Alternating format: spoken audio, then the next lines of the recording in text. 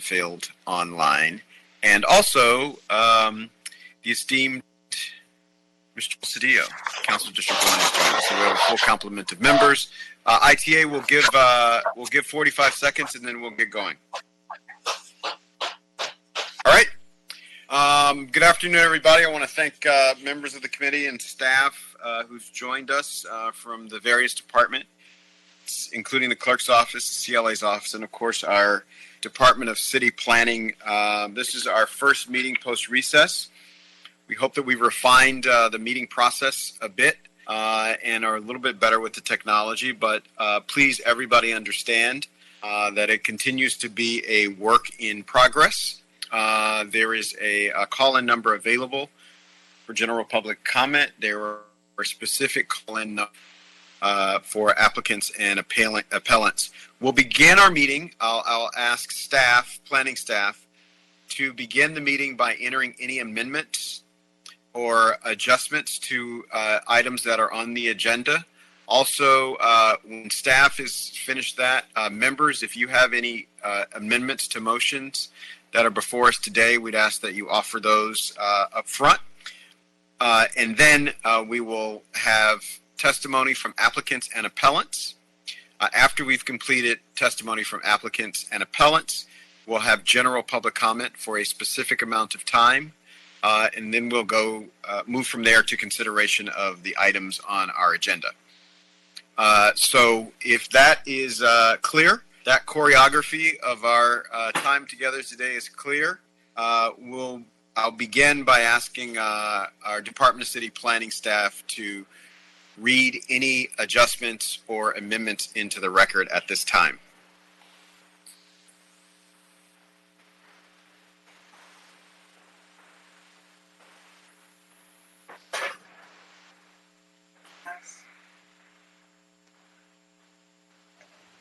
I will turn that over to Jenna Monterosa to see if we have any amendments at this time.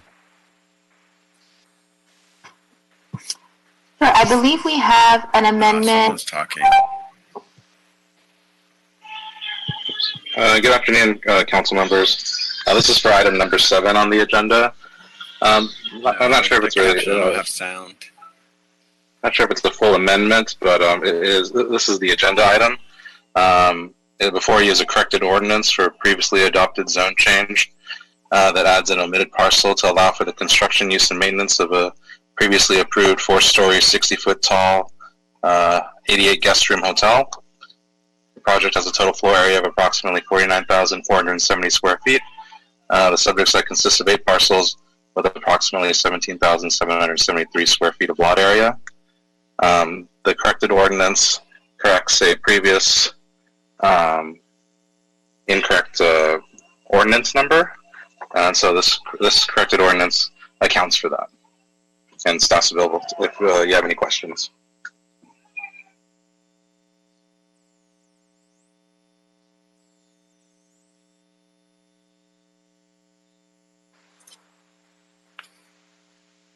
All right, do we have any other changes or amendments?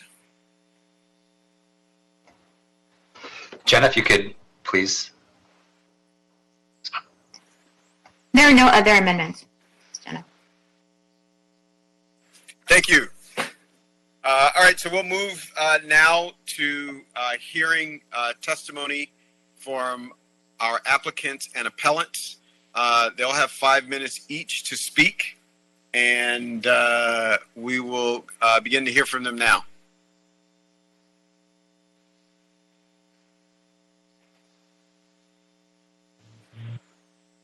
Caller 8868, please state your name and the item you wish to speak on. I'm sorry, what did you say, the caller 8868? That's correct. You have 5 minutes. No, I'm only here to speak on an item later if called for the city market, not public comment. This isn't public comment. This is for applicants and appellants. Yes.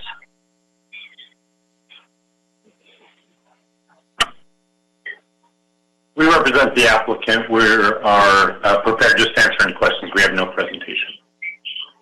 Okay, thank you.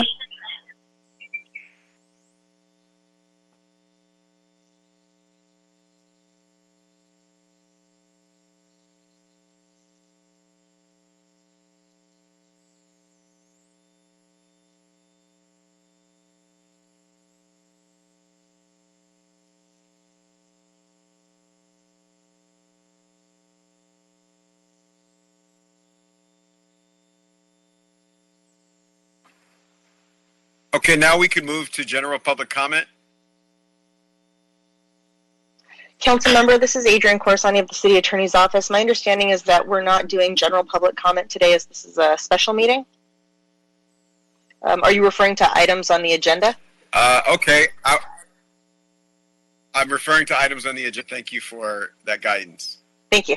So we're doing comments on items in the agenda. Thank you so much.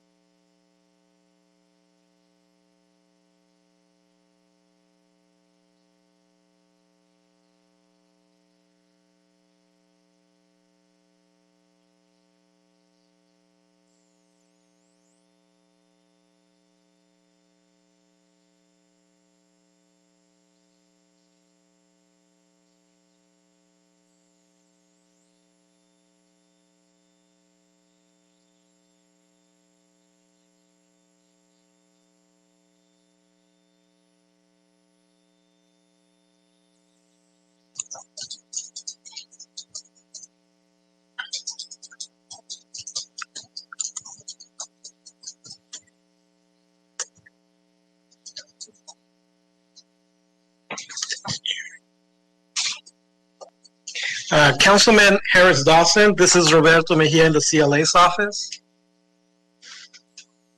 Hi, Mr. Mejia. Would you like me to read the public comment rules into the record, sir? That would be great. Thank you. Okay. I will begin. Appellants and other representatives and applicants and or their representatives will be allowed to speak for a total of 3 minutes per side unless otherwise noted by the chairman of this committee. At the discretion of the plum chair, Councilman Harris Dawson, a total of 30 minutes has been designated for public comment. Once that time comes to an end, no further public comment will be heard.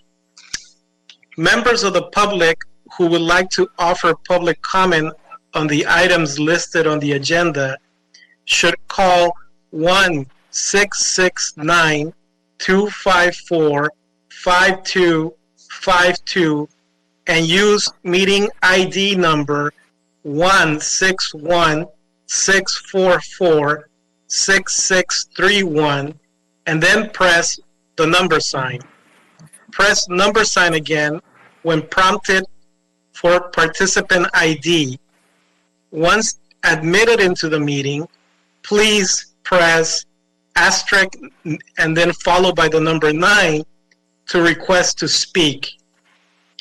During public comment, city staff will call on members of the public by the last 4 digits of their phone number. Once you are unmuted, please state your name and the item you are calling to speak on. Failure to do so will result in your call being muted and subsequently disconnected. Members of the public wishing to speak on one agenda item only shall have an opportunity to speak for 1 minute. Members of the public wishing to speak on more than one item shall present all comments during the multiple agenda item comment segment of this meeting and shall be allowed to speak for a total of 2 minutes. This concludes the statement, Council. Adrian Corsani, City Attorney's Office. So we're ready to... Yes. Sorry, council member, just to clarify, there are no appellants as mentioned earlier. You have not entered any. Got it. So the one applicant deferred, and there are no appellants. So now we're ready for comments on. You are in the meeting items. now. There are 12 participants in the meeting. All right. So hopefully we're ready to go to those callers.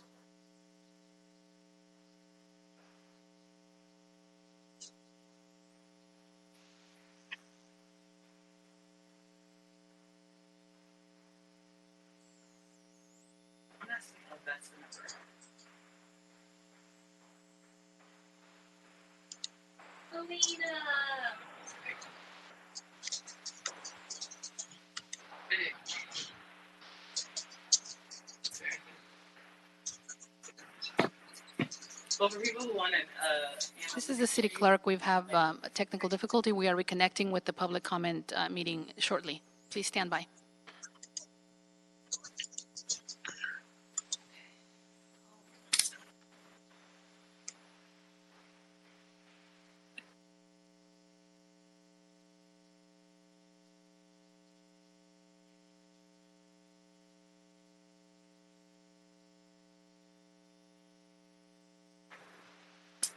All right. While we're dealing with that, the technical challenges with regard to callers, I'm going to ask Mr. You have not entered any number. Time to read our first set of the first set of items we will consider on consent together. Those items 2, 3, 4, and 5. You are in the meeting now. There are 12 participants in the meeting. Can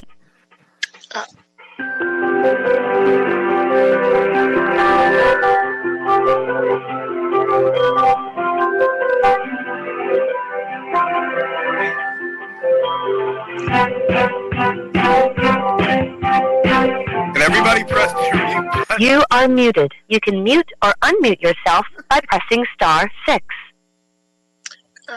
Councilman, I couldn't hear the background. Did you ask for CLA to read items 2, 3, and 5, sir?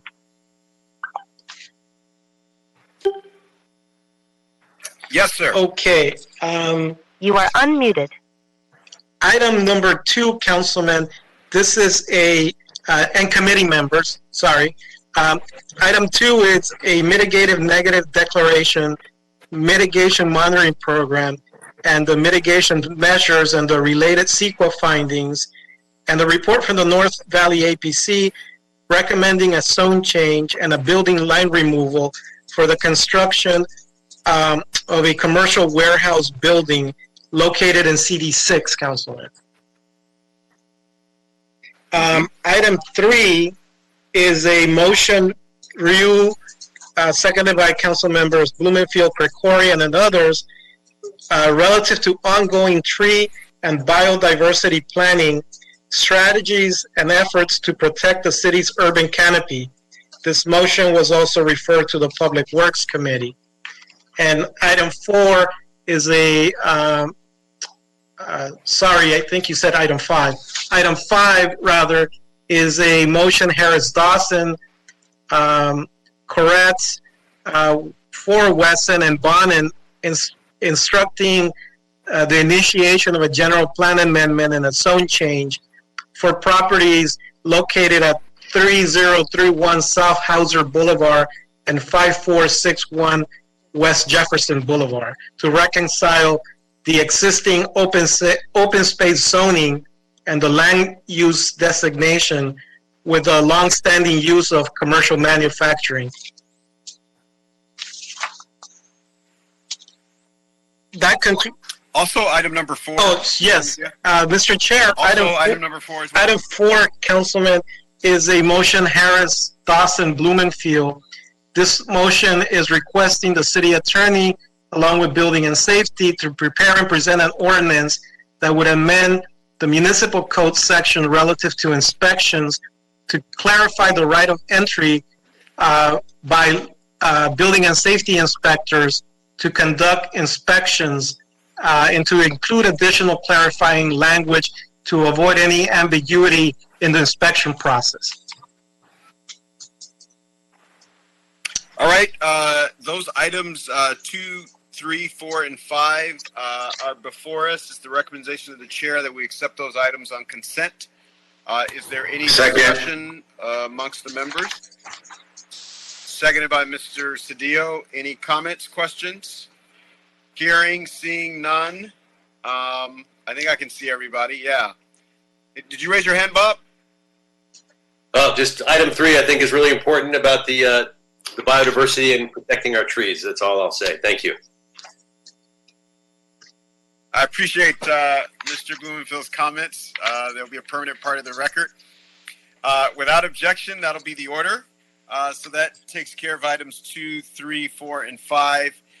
Can we go to the planning director's report, Mr. Mejia? Yes, item 1, council members and committee members, is Mr. Bertoni's weekly report. Thank you, Chair Harris Dawson, members of the Planning and Land Use Management Committee, Ms. Bertoni, Director of Planning, and I'll try to be relatively brief today because the last few meetings we spent some time covering how we've been operating differently under COVID-19. We talked about how we've been doing outreach differently. We also talked about racial justice and equity and how we are approaching that as a department, introduced by Faisal Robley, who's our Chief Equity Officer. So those initiatives in terms of operating differently since COVID-19, we're still moving forward and how we're modifying how we do our community engagement in this world where it has to be mostly online, and we're being very mindful that there is a digital divide as part of that in terms of not everyone has access to either computer or smartphone for that. So we're making sure that our engagement is not just in the digital world, but also is a way that we're also in the world of paper and making sure that we can get to people in those methods too. We have been moving forward our work program, as I've mentioned before. Since the last meeting, I've had a meeting with Capri Maddox, who's the executive director of the newly created Civil and Human Rights Department, and we've had discussions in terms of those areas where she's working in the new role and how that overlaps what we do in terms of planning and what we're doing in terms of restorative planning, and our goals are there. So we've been having very productive dialogues with that newly created office, and we're looking forward to a strong collaboration there. With that, I can conclude my report right now and just take any comments or questions that the committee may have. All right, thank you, Mr. Bertoni. Any comments or questions, members? Excuse me, Mr. Chair, I'm so sorry. This is the clerk. I am. You have not entered any numbers. Please re-enter your meeting ID followed by pound.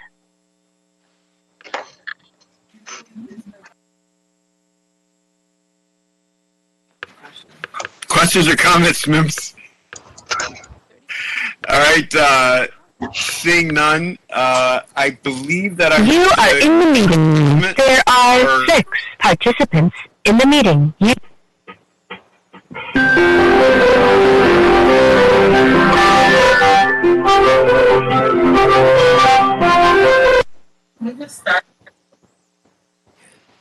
Are we ready to start public comment? Seems like we're hearing people's phones, so perhaps we can hear the actual. This is IPA. We're having a problem with the Zoom meeting. It looks like somebody keeps muting our Zoom meeting, so we keep having to reconnect. Please do not mute anyone else but yourself. I've been muting a lot of people's.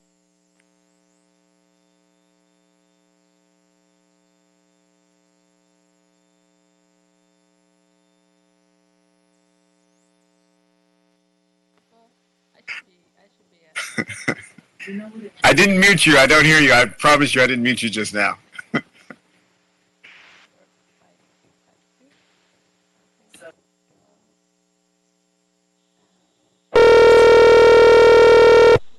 Mute the 669 number, not mute 669. What?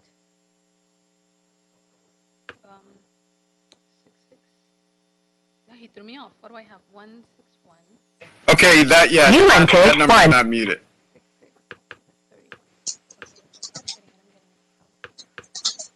Goodbye.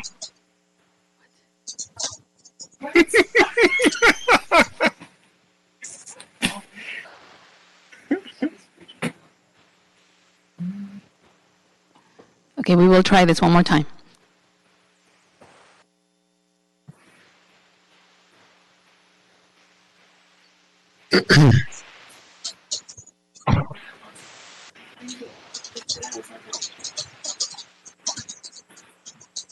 Oh, this is only one line.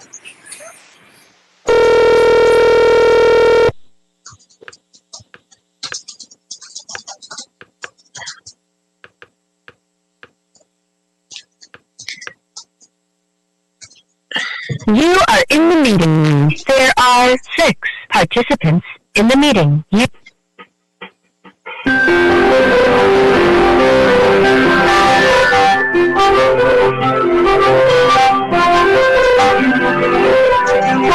You are muted. You can mute or unmute yourself by pressing *6. You are unmuted.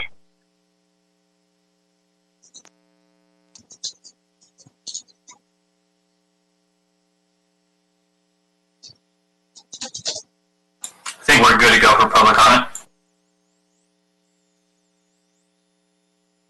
Let's make it happen. We're anxiously waiting.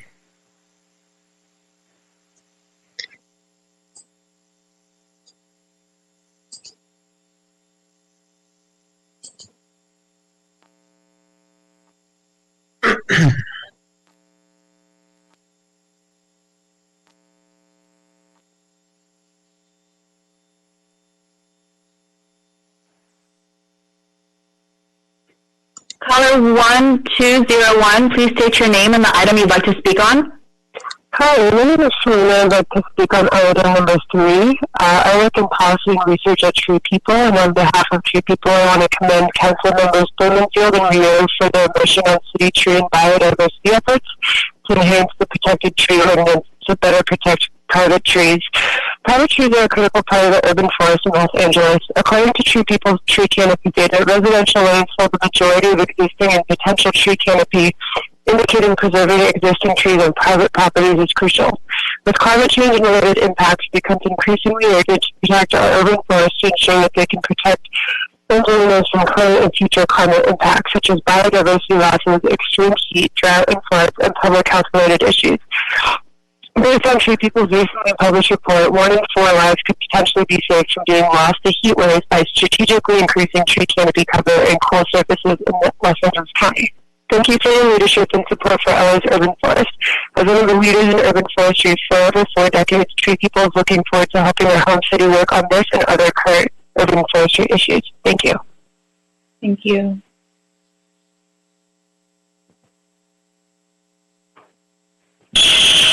Responding the only way that we 7719.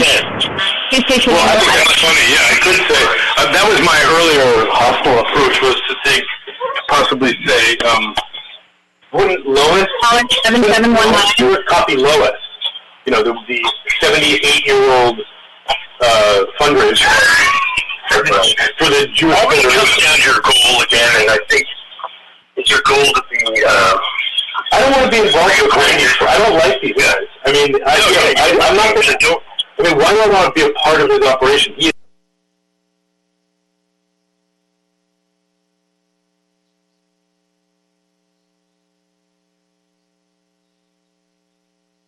Caller 9917, you're now unmuted. Please state your name and the item you'd like to speak on. Where the fuck have you guys been for 3 weeks, you fucking idiots? Why the fuck do you guys think you guys can get away with fucking approving City Market, a corrupt deal, by just redistributing the money from District 14? You guys are fucking wrong! That was worth the wait. Next caller.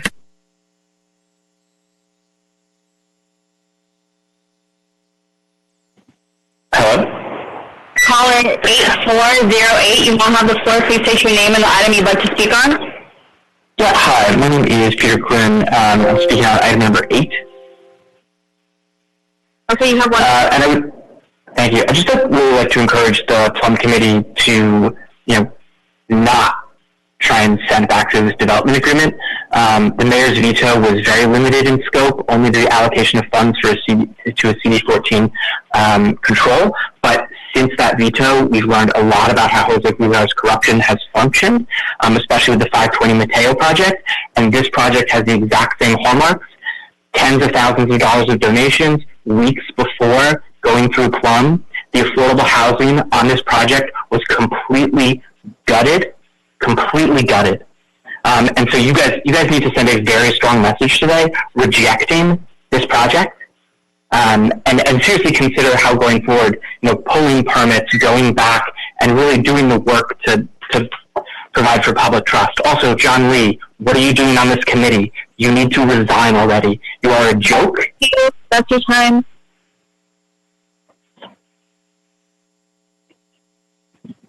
Caller 5777, you now have the floor. Please state your name and the item you'd like to speak on.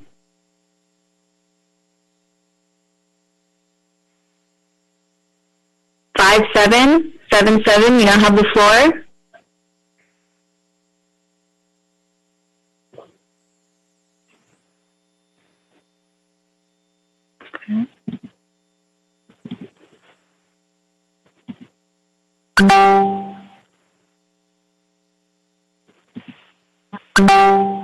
Okay, can you hear me now? I can hear you now. Okay. Greetings, everyone. This is Dallas Fowler. Greetings, council members. I'm here to speak on item number 6 regarding Melina Lawrence. Ms. Lawrence, I have known for a number of years in her work and involvement in the community, and I cannot think of a better person to be in service to our city. And so I'm here to just bring greetings, and thank the mayor for his appointment. And I implore you all to send her through and allow her to serve. She has lived in the 14th district almost. Well, no, not as long as I've known you longer than that. I've known her longer than that, but she has lived there for quite some time and should have this opportunity to weigh in, particularly for African American women to have this opportunity to serve. So thank you very much.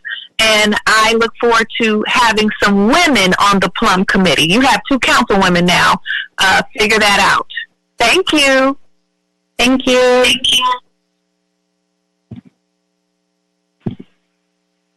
Caller 6091, you now have the floor. Please state your name and the item you'd like to speak on. Hi, my name is Shelley Billick, and I'm calling to provide public comment on item number 3. Sorry? You have 1 minute. Thank you. I wanted to thank this committee for hearing this item. This motion was put forth nearly 2 years ago, and it's a very important motion that has various policies for protecting mature trees, expanding the protected tree ordinance, private development policies. So I am in great support, but I hope that you will put a deadline on all of the report backs required from the city departments so that it doesn't languish for another 2 years before we have some significant impactful action. And in the meantime, to continue to require proper environmental reviews for projects and a minimum of M&Ds for CEQA. The protected tree ordinance as it is not a substitute for an environmental review. We need our natural resources, wildlife habitat, and urban canopy for our quality of life and clean air. So please move this forward and put some teeth into it so you get the report backs in a timely basis. Thank you. Thank you.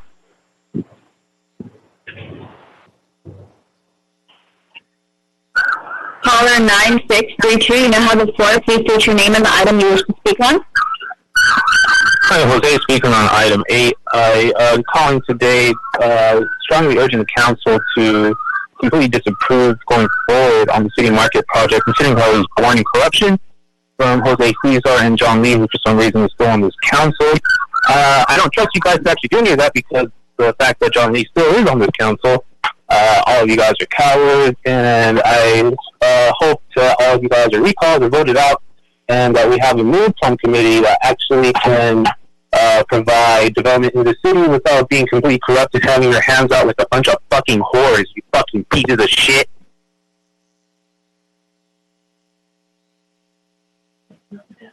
And that concludes our callers for today. Thank you so much, and thank you to everybody who weathered the complicated call-in system that we had. We promise that we'll get it done better next time, and that the United States and Los Angeles will remain the envy of the world's lovers of democracy. This takes us to item number 7, Mr. Mejia. Yes, Councilman. Item 7 is a mitigated negative deck, a mitigation measures, a mitigation monitoring program, and the related CEQA findings. This is a zone change to correct, as previously noted by the planner, an error in the ordinance which omitted one parcel. It's for an 88 guest room hotel located, I believe, in CD 13.